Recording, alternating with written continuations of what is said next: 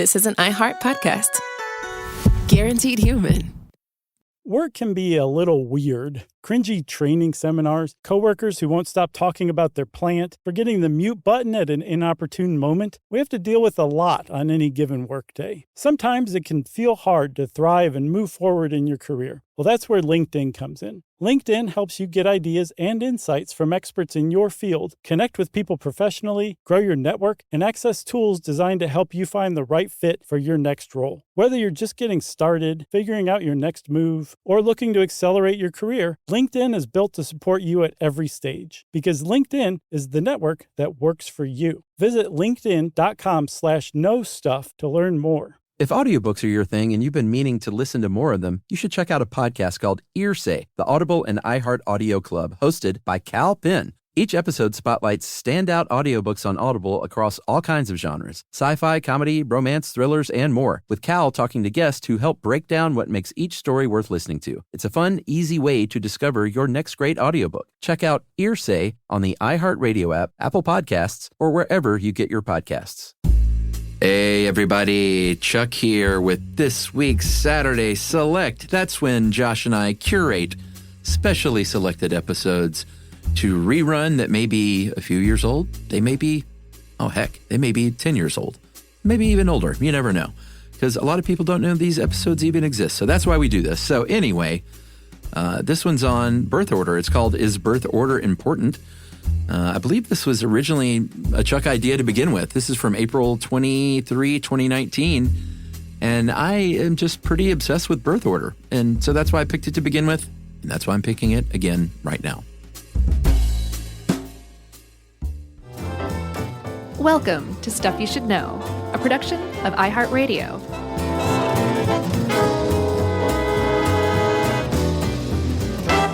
Hey, and welcome to the podcast. I'm Josh Clark. There's Charles A.B. Chuck Bryant. There's Jerry over there. And this is Stuff You Should Know. The Jerry, podcast. Jerry, were you what was your birth order? Oh, Jerry's a middle child. 2 of 2 or 2 of more? So you're the baby. You don't know this? No. Did you? Sure. No. I've known Jerry for like 13 years. So have I. Well, not that long, 12 years. So have I. No comment. Okay. Well, what am I? I don't know. That's right. I know. What? I'm the baby. You know that. Yeah. I didn't ask what you were. I know you know what you are. What am I? This isn't quiz time. You're not going to just... Yeah. Mm-hmm. I wasn't calling you out. Oh, well, I was calling you out. You were. In a humorous way. And I called you out. It's hard not to look at this stuff through your own lens, though, of your own family, you know? Are you changing the subject? Well, no, I'm getting on with it. Oh, okay. Because as the youngest of 3, and all of us have 3 distinct personalities, it's hard not to kind of like think about birth order. Right. And if that's a thing. Right. And it may be, and it may not be. Yeah. Depends on which scientist you're asking. I tend to think like there's just no way it doesn't have any effect. No, I think it definitely has an effect, but as we will see, it is one part of a huge pie. Yes. That indicates what kind of person and personality you might have. Well, plus also it's devilishly tricky to analyze, to study. Because of how big that pie is. Yeah. There's so much going on with your personality that to just pinpoint one thing, even a big thing like where you're born in a family, it's just tough to pin down. So you're the youngest, right? Good guess. Yes, I am. I knew you were the youngest. I'm like, I wear that on my sleeve. I feel like I kind of do too. And a lot of these, I guess in some ways, but like I was reading this checklist for the youngest. Yeah. I'm like, yeah, I guess so. Let's do this. Should we go over that stuff first? Yeah, totally. All right. So this is like the sort of macro view of how a lot of people think of birth order. Is that a fair way to say it? Pop psychology. Yeah. So if you were born into a family, there's basically 4 ways that you can be born in some sort of order. You can be the firstborn. Mm-hmm. You can be a middle child. Mm-hmm. Or you can be the last born. And then if you're a real outlier, okay, you're right. So there's 5. Or a triplet. Oh, God. Yeah. Don't even get me started. Let's just say a multi. Okay, a multi. Mm-hmm. Or you can be an only child, too. Sure. And all of them have distinct personalities, again, according to pop psychology, but also according to every person who's ever been born. Yeah. Into a family, especially. Yeah. And so with the firstborn, the whole theory of basically birth order, where you're born into the family unit that you're born into, and what effect that has on your personality and how it develops, it all seems to come down to this idea that you are born into a family where there is a finite resource called parental attention. Mm-hmm. And then that is a pie that gets increasingly divided up into smaller and smaller pieces the more and more children that are born. Because your parents can't possibly give 5 kids the same amount of attention that they could give an only child. Yeah. It's just not possible. And so what dynamics are created in the personality of the kids born into that family, depending on how many others are born and depending on where they fall in that birth order. That's kind of the premise of the whole thing. And over time, people have said, well, this is what the firstborn's like, this is what the middle's like, this is what the baby's like. Yeah, and a lot of these are generalizations, but they are generalizations, like you said, that kind of everyone who's ever been in a family can kind of say, yeah, that's kind of true. Right. When you have an only or your first kid, this article references it as that first sort of experiment. You don't know what you're doing yet. You're probably going all in, depending on how lazy you are or how motivated you are as a parent, with this, being a super parent. And then if supposedly, as you have more children, you get it's not only is your attention divided, I think, but there's the notion that you also are like, you know what, I probably don't need to be as crazy with number 2 and number 3. Yeah. Leave them to their own devices. As a third kid, I'm not going to get into too many depressing details of my family growing up. Yeah. But like by the time I was 10 and 11, my parents had other things going on.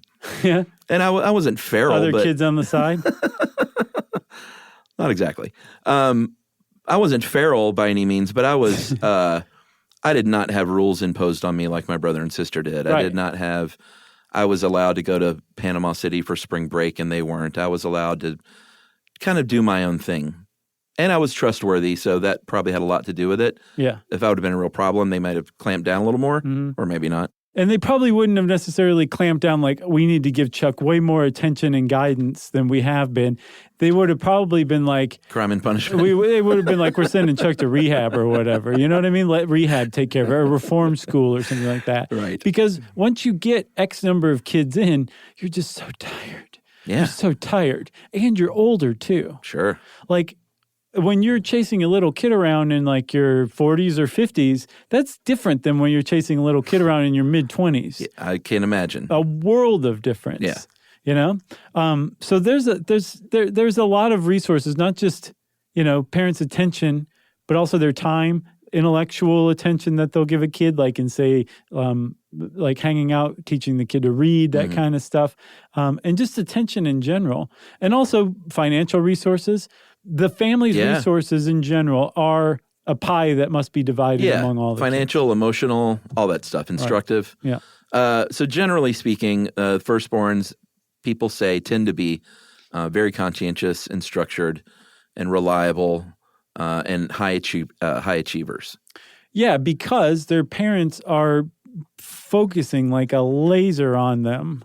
They know everything the kid's got going on, maybe a little too much.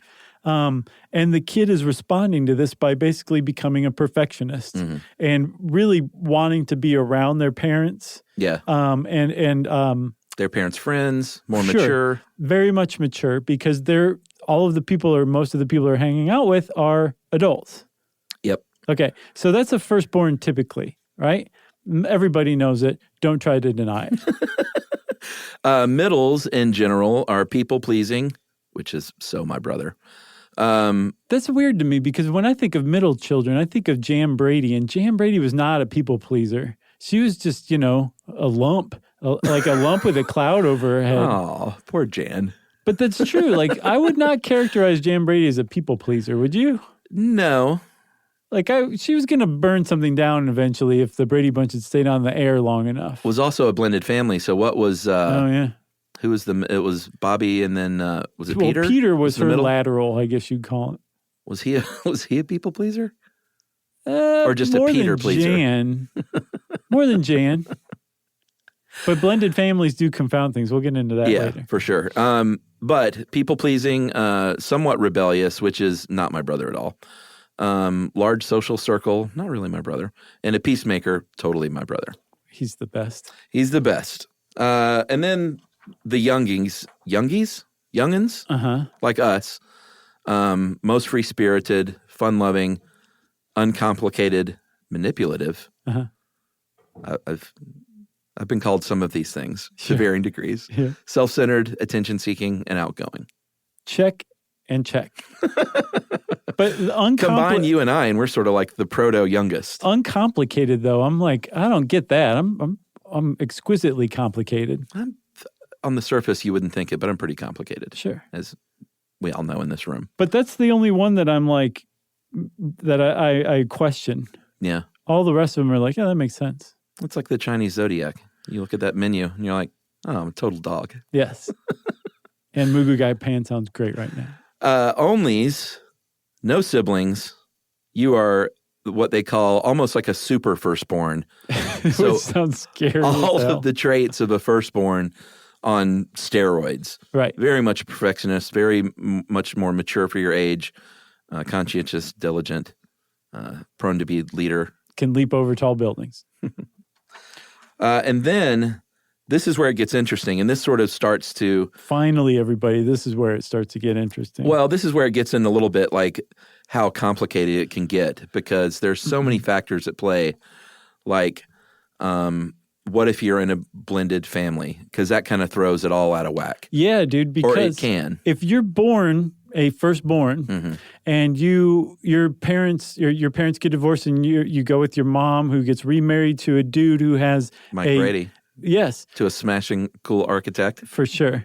And he has a kid that's a little older than you. Greg. Greg's the firstborn. You're not the Yeah. firstborn anymore. The best you can hope for is to form some sort of confederacy or alliance with Greg to rule the rest of the siblings. But you're not the head honcho anymore. You're not in charge. That's a big deal. I can't imagine many more traumatic experiences, especially one that follows closely on the heels of your parents' divorce or the death of like your other parent. That's got to be one of the most traumatic things a kid can go through, is to lose their identified perch in the family order. Yeah, and that's we were talking about like the firstborn, like the baby of the family. If all of a sudden there's a younger, no good. No. Like I remember my parents, for some reason, talking about adopting a kid. I can't remember how old I was. I must have been about 7. And I remember breaking down and crying and just being like, you can't do this. Right. You cannot bring in someone younger and cuter Right. than me. Yeah. And that I'm happens losing my looks. I'm 7. in a blended family. If all of a sudden you have a younger, or God forbid, a baby, Yeah. just forget about it. Can't compete with that. You got to kill that baby. Well, that's what happened too when the Brady Bunch started to lose ratings. Apparently, your family was losing ratings, so they were talking Oliver. about that. They brought in cousin Oliver, a new baby, and I don't think Bobby was very happy about that either. No, but just think about Jan. It all makes a little bit more sense. Like she was like, I'm the middle child, and then they brought in 3 more, and she was like, I'm even more middle. Yeah, you're deluded. The middle child is deluded, and if you have multiple middle children, forget about it. That's right. However, here's the thing with blended families. They say by about the age of 5 that a lot of your personality is set. So if you're older than 5 You're and all trouble. of a sudden your family is blended, they say it may not make that much of a difference. No. That's where it's trouble. If you're younger than 5 and your personality is a little more plastic, if you were born a baby of the family and suddenly you're a firstborn or you're not, or you're a middle kid, Yeah. you'll adapt to that a lot better than you would if you're like older and you're more solid in your birth order. Yeah, I didn't mean not trouble. What I meant was like if you're like 12 years old and the family blending happens, it's trouble, but it's not like your personality is like all of a sudden I'm the youngest, or you know what I mean? Like you don't all of a sudden swap to a different birth order personality, I don't think. Right. But if you're younger and it happens, you do. Right, under the age of 5. Which goes to show that if this is a thing, and we'll talk about whether it is or not soon, Yeah. It has nothing to do with biology.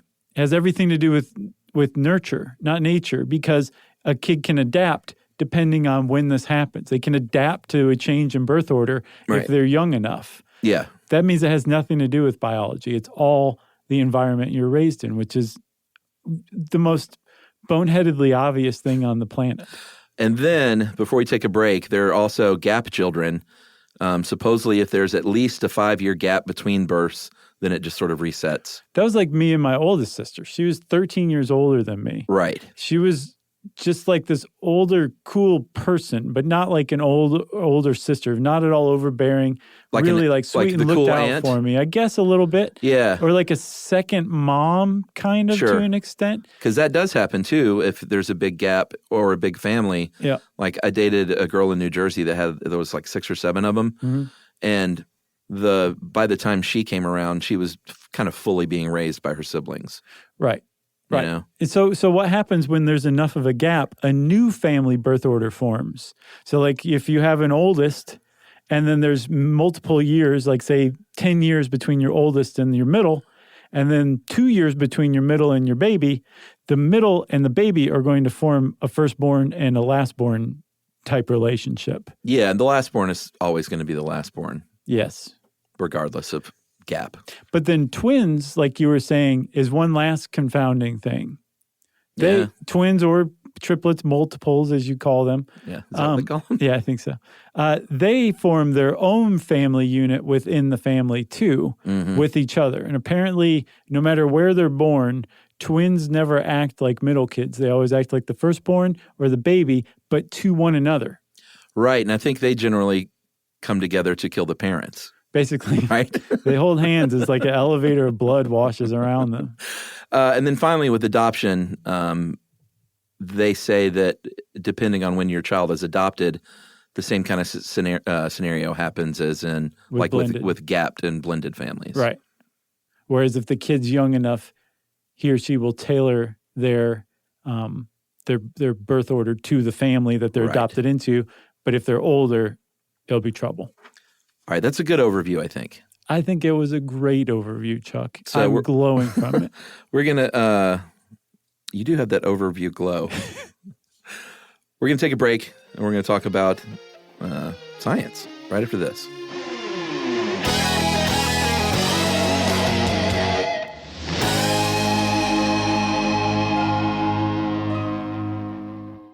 Everyone knows winter is the real mess maker. You don't need WeatherTech floor liners for summer unless you hit the beach and half the beach ends up back in your car, or the campsite dirt ends up in your trunk. Then you'd want a cargo liner, or a road trip goes sideways, lemonade spills, ketchup goes rogue, ice cream drips. Yeah, you'd be pretty happy about those WeatherTech seat protectors. So just to be clear, as the mud you're inevitably going to step in this summer, you don't need WeatherTech unless you plan on doing summer. Visit WeatherTech.com today. All cat parents understand the feeling of being ignored by your cat and often asking yourself, does my cat even love me? And there is only one solution to solve that, Sheba. Feed your cat Sheba and go from feeling ignored to truly adored in 12 days guaranteed or your money back. Sheba has a menu of products, appetizers, entrees, treats, and even a kittens menu. So Sheba has a product for even the pickiest eater, like the Sheba Puree, which is made with bone broth. It's a protein-rich, lickable treat with chef-inspired flavors. It has a smooth and creamy texture that cats love. Plus, it supports a strong bond between pet parents and their cats with a hand-fed cat treat. It also contains no corn, wheat, soy, or artificial flavors. So instead of feeling ignored, you're suddenly the center of their world. It's basically a fast pass to favorite human status. Next time you're wondering if your cat loves you, grab Sheba Puree or explore their entire range of textures and flavors at your local retailer. To learn more, check out Sheba.com.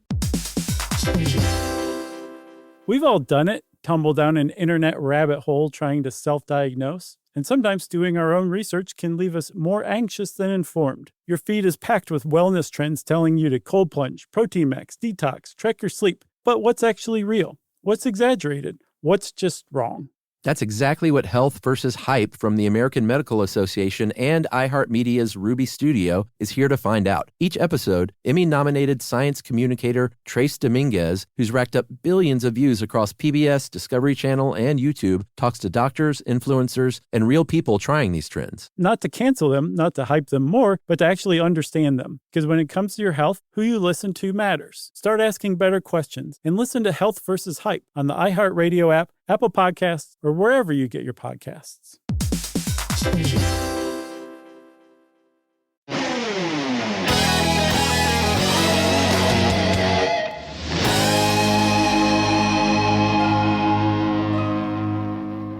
All right, Chuck, as promised, we're going to talk about science because, like I said, this is so boneheaded and obvious to every single person who's ever been born into a family. Everybody knows this stuff. Yeah. But as far as science is concerned, this is not proven that birth order effects, as they're called, actually exist. That science is saying, slow your roll, everybody. Mm-hmm.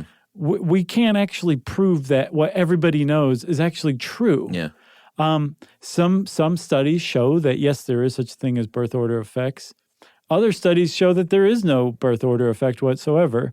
And then some studies suggest that if there are birth order effects, they're so small that they are basically a blip on your personality, that all the other factors that form your personality, things like the socioeconomic status of the family you're born into, your racial background, your gender, all of the other stuff, that is what really forms your personality, not the order you're born into your family. That's kind of science's position right now. Yeah, but what they all agree on is that it is therapy cash cow. Right. Yes, it's a useful framework to approach psychotherapy from. Yeah, and that's where they all want to talk about it at high hourly rates. See, to me, I'm like, this is exactly what forms your personality, but I get science's position. I respect it. So if we go back in time to the early 1900s, there was a man named Alfred Adler. He was he was a contemporary of Freud, and this is when all these dudes were getting together to talk about all this stuff and this burgeoning science, and they all thought they were so cool and important. And he was one of the only ones among his peers, though, at the time, that was talking about birth order that early. Yeah. And he went on to form what we know as Adlerian psychology or individual psychology, and it's basically a therapy based on how you perceive your own level of power in your family, at your workplace, in the world at large. In general, like your perceived power, place of position, or status, right? Yeah, and if he believed in birth order having a significant influence on your personality, then that in turn would influence how powerful you may or may not feel. Yeah, because to Adler, if how you perceived your own power, not necessarily how powerful you were, but your own perception of power was the driving force of how you interacted with the world, your personality. Birth order would make total sense because birth order, as everybody knows, is nothing but positions of superiority or inferiority. Yeah. And it's as simple as that. Because when you're born and you're a little kid and you're born into a family with an older sibling, they are a couple of steps ahead of you because they've already been through a bunch of stuff. Yeah. So they're inherently superior to you. They can also beat you up on a very basic level. They can twist your arm behind your back until it feels like it's going to break. And no matter how many times you say, uncle, uncle, uncle, they won't stop until they're satisfied. Or protect you, like my big brother did. That's great. From his friends that were jerks to me. Right. He wouldn't stand for it. No. We went at it too, we were brothers, but sure, he never picked on me. No. You know why? Because you're Chuck. And he's Scott. Right. In the 80s is when, there were always studies starting since Adler and Freud's time, but in the 1980s is when it really blew up thanks to the Big cocaine. Five and cocaine, the Big Five personality trait view of things. And that's when things in the 80s, that's when everybody was just like eating this stuff up. Yeah, because so the Big Five personality inventory is, we've talked about it before, but basically it is a self-reported measure that is actually valid. It actually works. Like you can say this person is highly neurotic. Yeah. Or this person is extroverted or well, 3 others that I can't bring to mind right now. But these things are also kind of broken into subcategories. Like these are big umbrella terms that have more specific subcategories. But it's actually like valid. Like somebody who fills this survey out, it's going to be an accurate assessment of their personality. So if you have somebody's personality, that's huge, right? You can say, all right, if this person's neurotic, they're highly neurotic, let's see what birth order they are. Oh, they're a middle child? Let's compare them to other middle children who filled out this personality survey, scored high on neuroses. And all of a sudden, we can show if you're a middle child, you are far likelier to be highly neurotic under the Big Five personality inventory than a firstborn is, right? Boom, bam. You just proved that birth order effects exist. Or did you? Yeah. They're like, we can put people further into a box and label them. Sure. Or did you? Because that is sort of the paradox that we arrive at, which is you pointed to it a little bit earlier. There are so many influences that go into what makes you that it's hard to look at birth order as a mere small part of that. Yeah. So like you can account for some of these in studying it. Right. There's a lot of studies over the years, and they do their best, but you can't account for all of them. Well, okay, so we'll go back to that example. So you've just gone to your peers and said, "Look, I have just proven that middle children are highly neurotic compared to other children in birth orders," right? Yeah. Then you're shaking your own fists around your shoulders in triumph, and they say, "Well, wait a minute. Did you control for socioeconomic background?"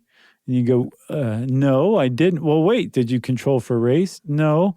Did you control for gender? No. And so all of a sudden you realize there's all these different independent variables. Oh, tons. What in this case would be confounding variables that might actually be the thing influencing it. It might be the fact that they are women born into families of a low socioeconomic state that is driving neuroses. Right. That's actually the thing that is driving it rather than birth order. It has nothing to do with being a middle child. It's just a fluke, a coincidence. Yeah.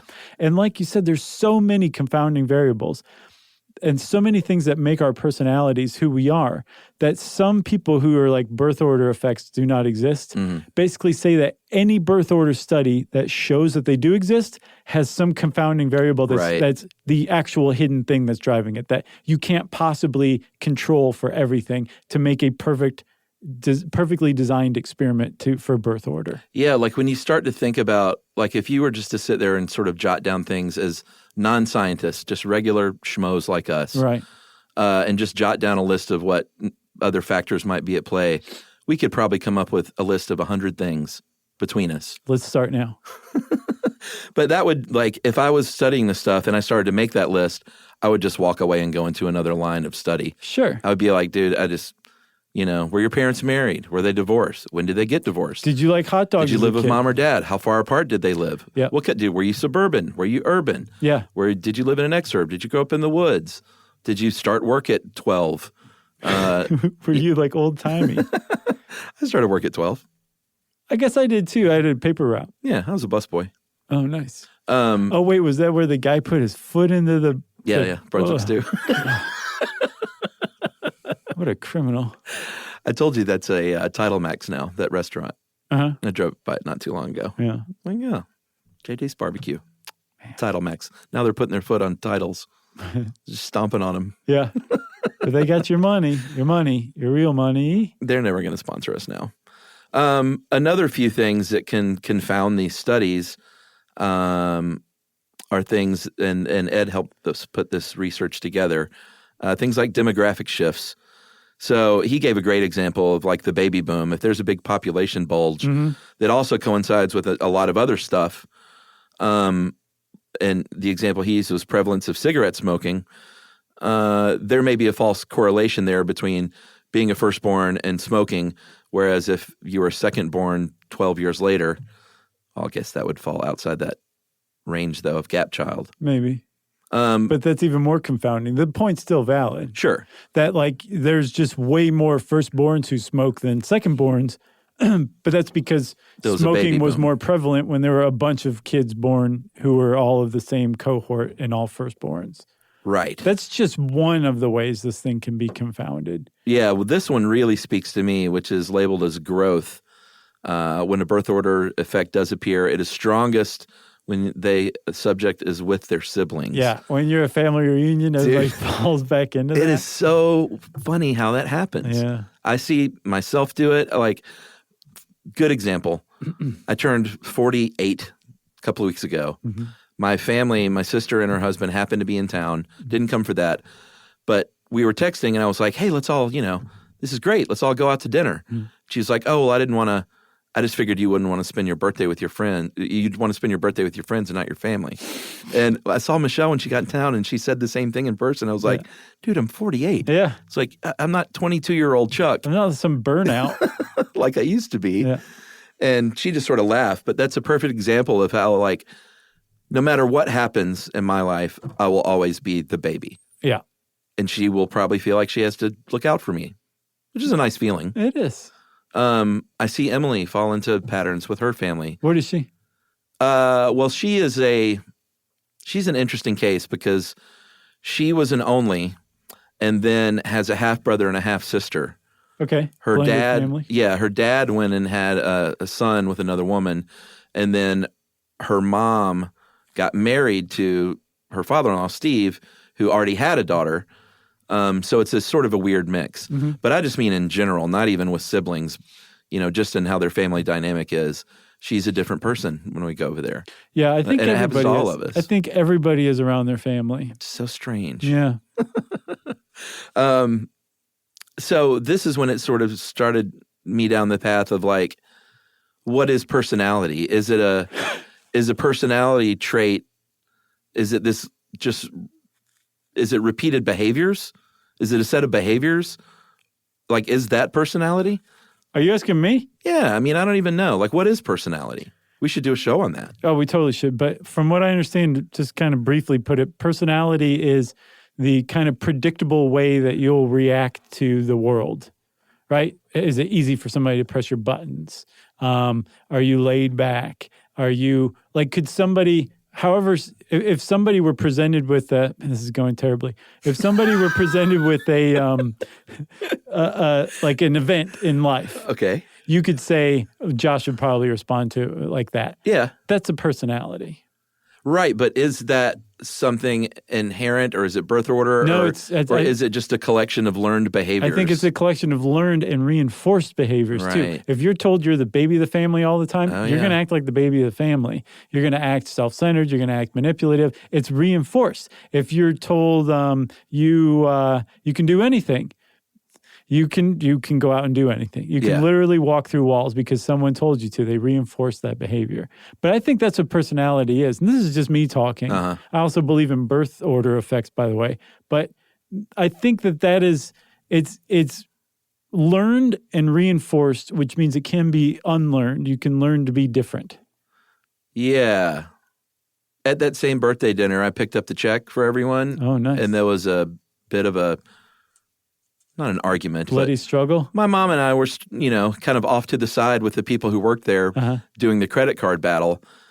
And she wasn't super happy, and I should have just let her pay. But it's part of that thing, like I'm the baby of the family.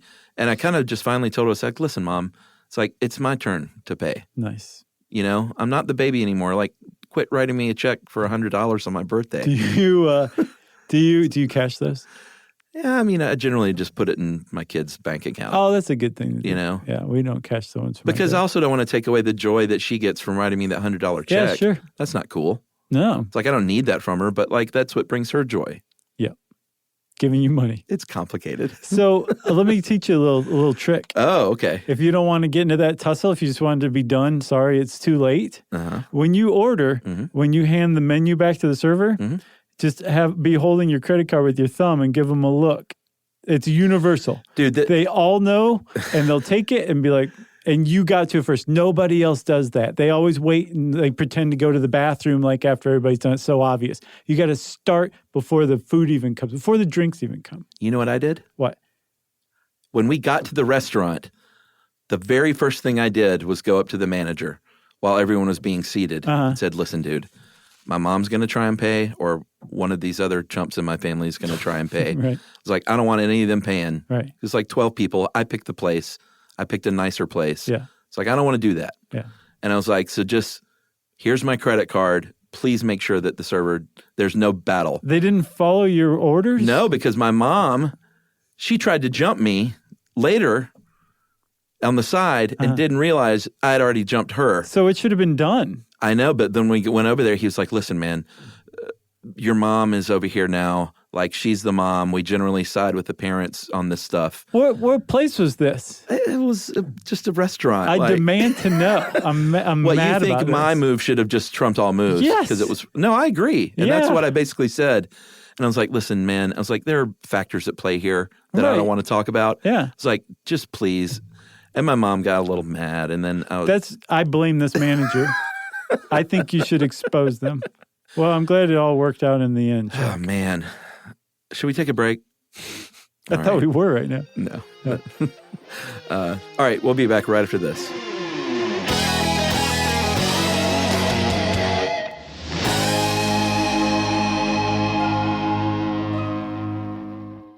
Everyone knows winter is the real mess maker. You don't need WeatherTech floor liners for summer unless you hit the beach and half the beach ends up back in your car, or the campsite dirt ends up in your trunk. Then you'd want a cargo liner, or a road trip goes sideways, lemonade spills, ketchup goes rogue, ice cream drips. Yeah, you'd be pretty happy about those WeatherTech seat protectors. So just to be clear, as the mud you're inevitably going to step in this summer, you don't need WeatherTech unless you plan on doing summer. Visit WeatherTech.com today. All cat parents understand the feeling of being ignored by your cat and often asking yourself, does my cat even love me? And there is only one solution to solve that, Sheba. Feed your cat Sheba and go from feeling ignored to truly adored in 12 days guaranteed or your money back. Sheba has a menu of products, appetizers, entrees, treats, and even a kittens menu. So Sheba has a product for even the pickiest eater, like the Sheba Puree, which is made with bone broth. It's a protein-rich, lickable treat with chef-inspired flavors. It has a smooth and creamy texture that cats love. Plus, it supports a strong bond between pet parents and their cats with a hand-fed cat treat. It also contains no corn, wheat, soy, or artificial flavors. So instead of feeling ignored, you're suddenly the center of their world. It's basically a fast pass to favorite human status. Next time you're wondering if your cat loves you, grab Sheba Puree or explore their entire range of textures and flavors at your local retailer. To learn more, check out Sheba.com. We've all done it, tumble down an internet rabbit hole trying to self-diagnose. And sometimes doing our own research can leave us more anxious than informed. Your feed is packed with wellness trends telling you to cold plunge, protein max, detox, track your sleep. But what's actually real? What's exaggerated? What's just wrong? That's exactly what Health versus Hype from the American Medical Association and iHeartMedia's Ruby Studio is here to find out. Each episode, Emmy-nominated science communicator Trace Dominguez, who's racked up billions of views across PBS, Discovery Channel, and YouTube, talks to doctors, influencers, and real people trying these trends. Not to cancel them, not to hype them more, but to actually understand them. Because when it comes to your health, who you listen to matters. Start asking better questions and listen to Health versus Hype on the iHeartRadio app, Apple Podcasts, or wherever you get your podcasts.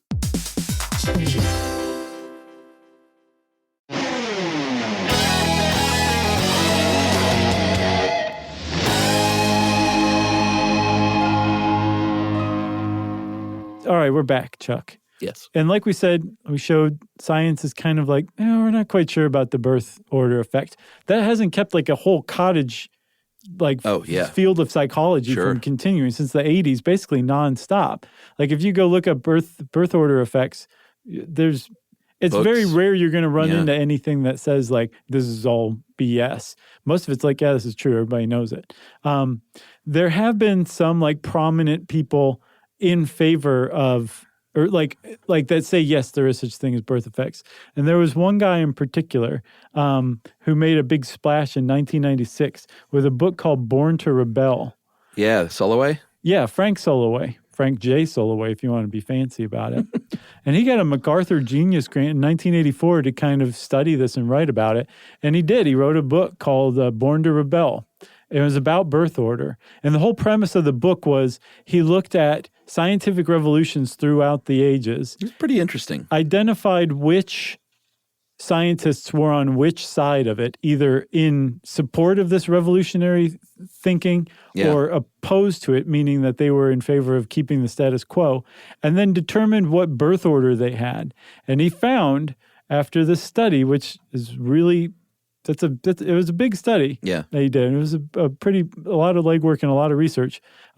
He determined that firstborns are much more likely to support the status quo, whereas secondborns, or laterborns, he calls them, are much more likely to support revolutionary thinking. Yeah, and just one example as far as he used Darwinism. He said laterborns between 1859 and 1875 were 4.6 times more likely than firstborns to support Darwinism. This and that's just revolutionary one example. thinking. Yeah. So, and that was one of many examples. I think there were 121 historical events with 6,500 individuals either supporting or opposing him. So it was a big work for sure. Yeah, and one of his, he put some reasoning behind it too. He was like, if you're a laterborn, you might have a hard time competing with your older, who might have a tighter bond with the parents maybe. And so that sort of symbolically forces you as to be almost an outsider within your own family. Mm-hmm. So you may be more prone to join up with an outsider opinion. Right, to go look outside of the family union and all of the values and the ideas that it holds to make your own mark in order to get attention or support or whatever from your parents. Whereas if you're a firstborn, you just got the easiest thing to do is to just fall in line with your parents and hence support the status quo. It makes sense, but Born to Rebel was torn apart by some scientists who are just like, this is just pure pop psychology tripe. Yeah. I think that's an unfair characterization of it. Like the guy worked for basically 20-something years on this stuff, and it was a very robust study. One of the pitfalls that he seemed to have run into, though, was he was analyzing historical figures, which is really sticky stuff. Yeah. Like that's you can't analyze people even from afar, even if they're contemporary, let alone they've been dead for a couple hundred years. So to base it on that is kind of difficult and tricky. But I just want to say he worked really hard on it. Another part plucked from his research I thought was pretty interesting was the idea that part of this less rebellious nature of a firstborn might be due to the long-standing but now sort of antiquated practice of primogeniture, which is the firstborn gets the inheritance, so they're more likely, just through thousands of years of this, more inclined to like not ruffle the feathers of the parents. Right, and then the later borns who are like, I've got basically zero chance at inheriting the family titles and estate. I'll just go do my own thing. I don't have to fall in line. That makes sense as well. And the other interesting thing with that is another factor was the removal of a child from a family. He's found that a later born who was removed from the family and reared by a relative will end up behaving like a typical firstborn. Right. And again, I'm assuming if that's under the age of like 5. But I'm wondering if that just is supported by other research or if all of the parenting magazine articles that mention that whole, the personality is tailored is really just citing that work. Because that's one of the big problems with pop psychology in general is it's self-reinforcing. One person says one thing and it gets picked up by a bunch of people and they're all pointing to the same thing. But since so many of them are pointing, there's so many of them out there doing the pointing, it seems like it's a very robust and like widespread body of work when really it was just one study that said one thing that everybody's citing. Well, yeah, like in his case, he likes to cite this Norwegian study.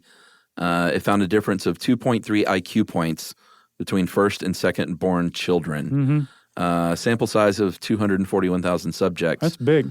It is big, but then, Ed sort of brings up a good point. Like, okay, maybe, but like, is the 2.3, first of all, IQ tests are problematic.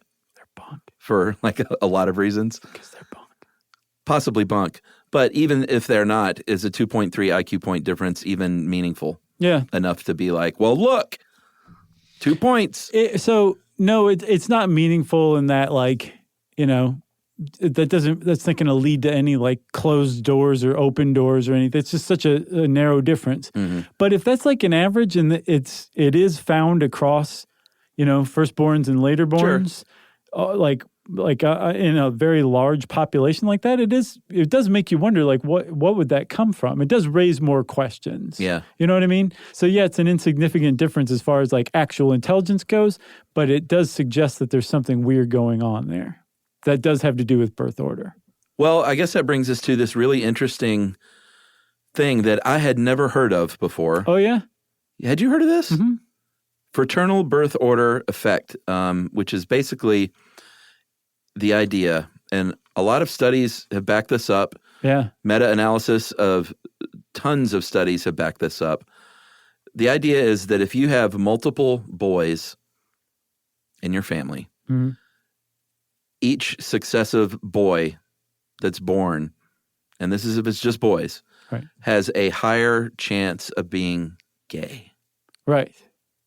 I didn't think, and when I first saw that, I was like, that can't be real.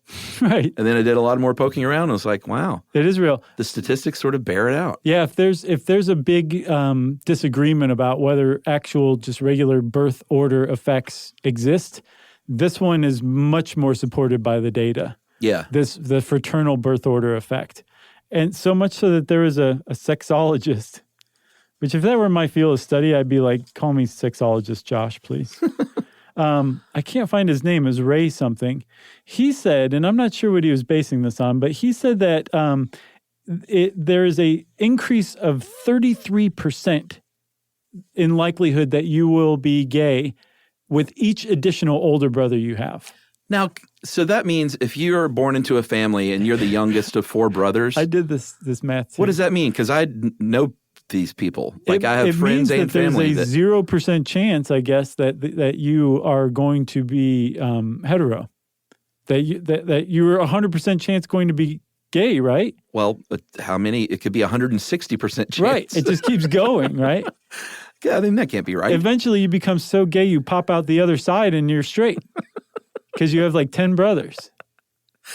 Well, I did see that meta-analysis of multiple studies indicated that between 15 and 29% of gay males owe their sexual orientation to this effect, supposedly. Okay, and we should say there are some studies that have not found this. There was a big one it was like a survey of British young men that surveyed like 11,000 of them or whatever and did not find this. But so many studies have found it that science is like, this actually might be a thing and we're not quite sure what it is.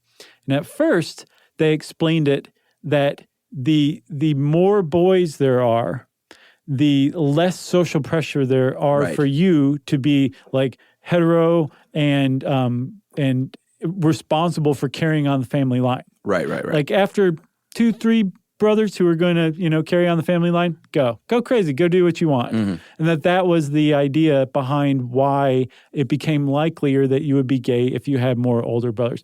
There's a couple of things with that. It kind of suggests that like being gay or not is a choice or being straight or not is a choice rather than something biological. Right. Whatever. That has kind of gone out the window with another really surprising finding that has to do with handedness that really undermines that whole idea. Yeah, so this is so just mind-blowing and interesting. So the increase in probability of a boy becoming gay is only if that boy is right-handed. Right. Handed. Yep. So if you're left-handed, among left-handed men, there was no statistical difference in the incidence of homosexuality, even if you've got 1,000 brothers. And the weird thing about that is that they've found if you are taking birth order out of the equation, if you are left-handed, there's a slightly higher incidence of being gay. Just period. Yes, for being left-handed. And that's with men and women, apparently. Mm-hmm. So the idea that not only does it not make you more likely to be gay in as far as fraternal birth order is concerned, it actually negates the effects of fraternal birth order. It negates it. It shows that social pressure from brothers doesn't have anything to do with it. Right. Because a right-handed or a left-handed kid is not going to be under any more or less social pressure from older brothers to be straight. Right. That makes zero sense whatsoever. And that would also suggest, since it's handedness, that it has something to do with genetics too. If you're ambidextrous, are you bisexual? I guess so. Where's that study? That makes sense. So I did a little more digging in this, but I don't understand it at all. But more recently, as in just a couple of years ago, they think they found an actual physiological, biological explanation for that.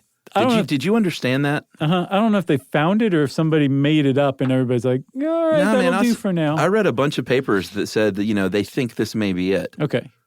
But I didn't get it.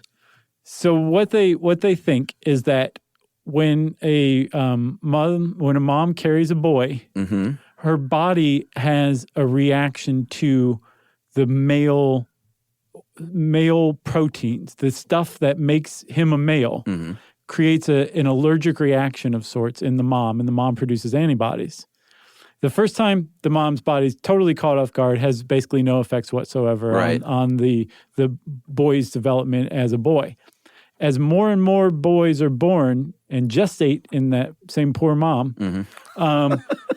the antibodies get better and better at recognizing these proteins and can actually get to the point where they affect the expression of these proteins. And so what makes the boy straight from the basis of these proteins is actually affected, and they develop differently starting in the womb because the mom has developed antibodies to basically maleness, which is the most mind-boggling, amazing idea I've ever heard. That summary was so much better than the scientific paper summaries that I read today. Thank you, Chuck. Good job. Thank you. You should do that. Thank you. I do for a living. I just did. Well, that's a good point. I thought this was interesting, too. I mean, we've kind of gone over most of these birth order theories, I think, in general. But this one I don't think we super touched on, and I think is really interesting, the confluence theory. So this is sort of like resource dilution of parents that we were talking about. Yeah. Like only so much emotional support or financial support to go around. Mm-hmm. But this takes it down to the sibling level. And it's sort of basically like if you were firstborn, you are then have a degraded emotional environment and intellectual environment once you get a younger. Yeah. So it's like playing tennis against better or worse competition. If you're the better tennis player, you're not going to play as good against a lesser tennis player. Mm-hmm. And they're saying that kind of happens with firstborns because they have to spend time with this dumb kid, this dumb baby. But the dumb baby gets a leg up. Exactly. That's when you play tennis against someone better than you. Right. Eventually, that's called the Tudor effect. They surpass that firstborn. The student becomes the master. That's right. Exactly. And your skin turns to alabaster, Really interesting. says Sting. Is that Sting? Mm-hmm. Well, the police. Oh, okay.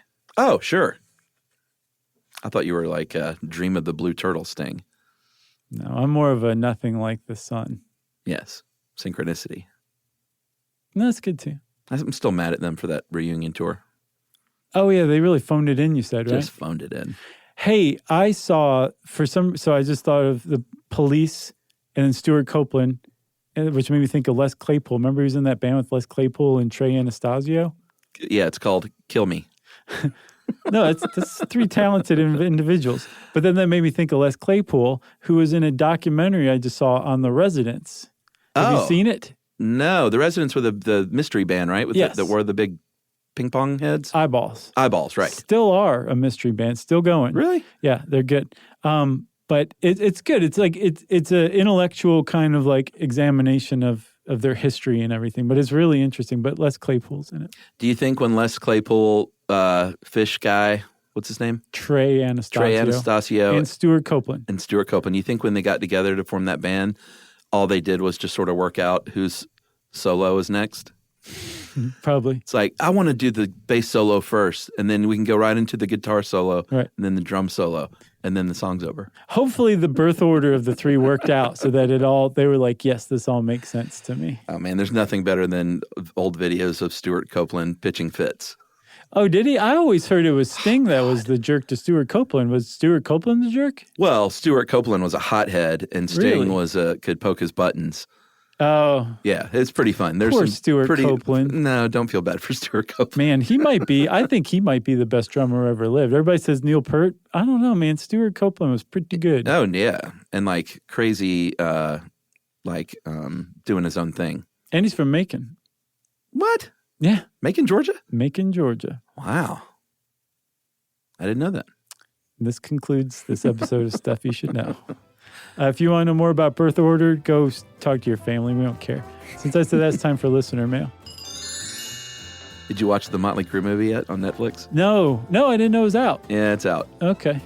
Is it good? No. Is it based on that book you read? It's not good, but it's great. You know what I mean? Oh, yeah. Oh, yeah, it's based on the book. Okay. But it feels like one of those VH1, are you literally making a note? Can't wait to see it. It's sort of like one of those VH1 music movies. Okay. Like the Jacksons one. It's good. Okay, I'll check it out.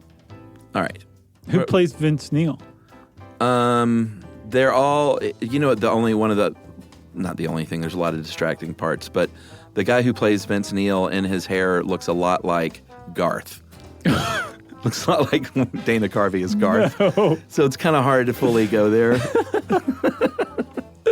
The guy who played Tommy Lee is pretty good. Was it Christian Navarro?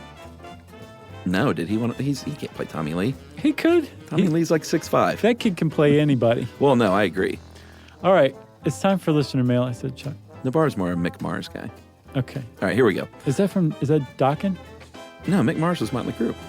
Who is that? He's a guitar player. Oh. The old creep. Yeah, sure. I know who you're talking about. I guess I never knew his name. And by creep, he was a creep. He was creepy. Sure. That's what I mean. Still is. All right, here we go. This is from Sam. I'm just going to call this heartfelt. It's always nice to hear this. Yeah. Hey guys, probably could have sent this a million times, but tonight I really felt the need to. You were with me when I transitioned from high school to college. You were there the night my dad died 2 years ago. And now you're here as I'm in the process of dealing with my girlfriend dumping me after 3 years.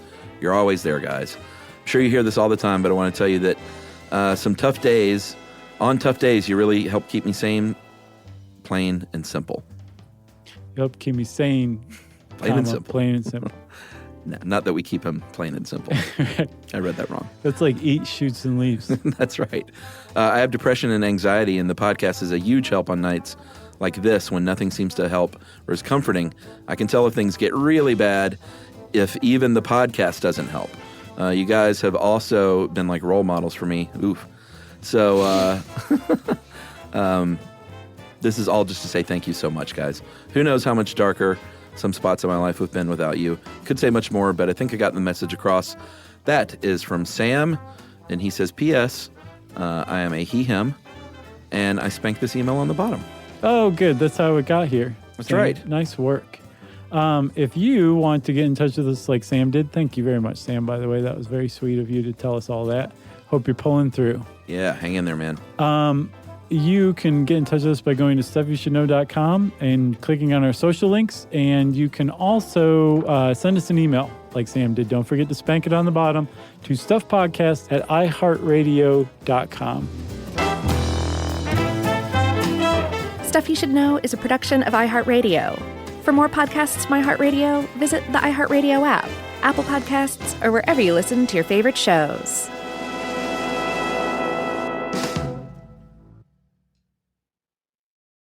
You know, you could be adored by everyone and still completely ignored by your cat. Trust me, I know. But if you feed your cat Sheba, you can go from being ignored to truly adored in 12 days, guaranteed, or your money back. Sheba has a full menu of products, appetizers, entrees, treats, even a kitten's menu. It's so cute. So Sheba has a product for even the pickiest eater. Like Sheba Puree, it's made with bone broth, their chef-inspired flavors. It's got a smooth and creamy texture that cats love and contains no corn, wheat, soy, or artificial flavors. It's food that your cat's gonna love. To learn more, check out Sheba.com. That's SHEBA.com. Stuff at Sea is a 5-night, adults-only sailing trip that brings the Stuff podcast universe to life on board. This voyage is a culture-soaked escape where pink sand paradise meets curious minds. Sailing round trip from New York City to Bermuda on October 2nd to 7th, 2026, this voyage drops you straight into the iHeart Podcast Stuff universe. On top of the adults-only experience you already love, you'll get live podcast episode recordings, behind-the-scenes sessions, themed activations, and more unmissable onboard moments. Learn more at virginvoyages.com/stuff.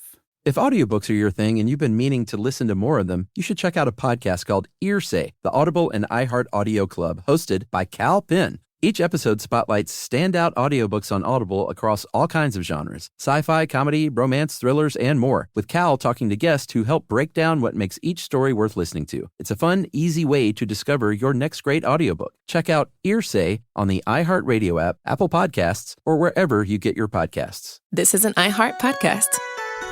Guaranteed Human.